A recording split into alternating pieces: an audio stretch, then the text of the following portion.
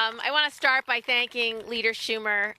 It makes such a difference to have the majority leader of the United States care about national paid leave. It makes all the difference in negotiating and being at this position we are right now. 10 years. True, that's 12. Okay, all true. I want to thank our extraordinary speaker. I've never met a person who has seen her responsibility as a leader in the prism of families more than I've seen from Speaker Pelosi. She understands fundamentally that America can't recover if American families can't recover. And so she is such a not only a poignant advocate, but somebody who's lived it, knows it, feels it, breathes it, and is willing to fight for it. So thank you so much, Speaker Pelosi. I want to thank my two colleagues in the Senate. Patty Murray is such an extraordinary leader for the Help Committee. I don't think anyone's ever taken on such an expansive issues and delivered year after year after year, whether she's fighting for paid leave or sick days or affordable daycare or universal pre-K. She's at the forefront of writing the legislation. She literally knows these issues inside and out, and I'm just blessed to work with her every single day. And I want to thank Senator Wyden because as chair of the Finance Committee, it all goes through him. And I remember having lunch with him probably 3 or 4 years ago and talking about why this was so important. And not only did he get it immediately, but he committed right there and then, I will be with you every step of the way. And without him, we would not get this across the finish line. Thank you so much, Senator Wyden. So I want to agree with the remarks of all my colleagues. This is an issue not only whose time has come, but an issue that represents the values of America. We've seen how this pandemic exacerbated longstanding inequities.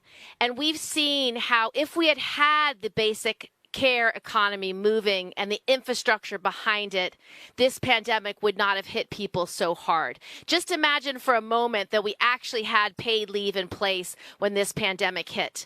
It would have meant that people could have stayed on their jobs. It would have meant they would have continued to have an income, and it would have meant that they would be able to secure and keep their children safe.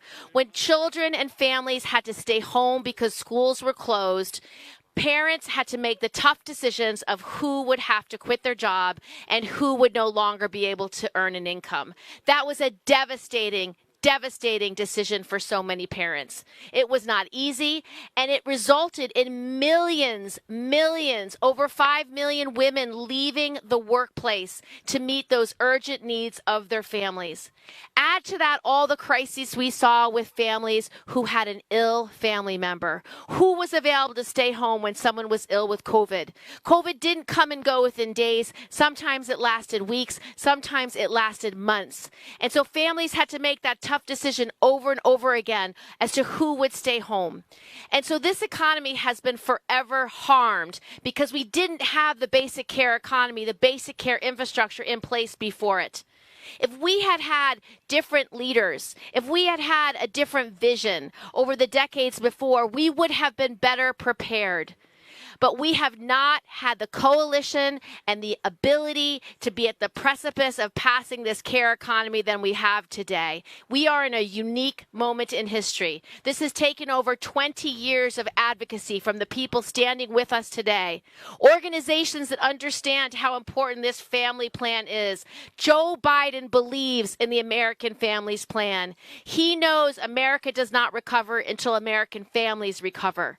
And so this is fundamental to our democracy. It is fundamental to who we are. And so I know because of the work that's been put in with everyone on this stage, with everyone who's been on this bus, with everyone who's here with us today, this will get done.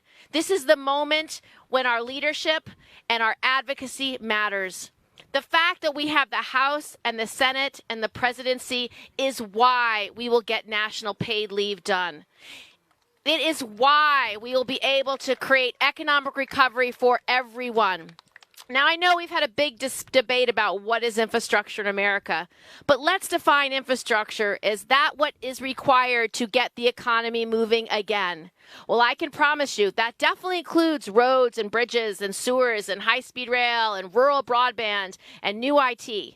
But I promise you also, it also includes having a national paid and family leave program. It also includes universal pre-K and affordable daycare.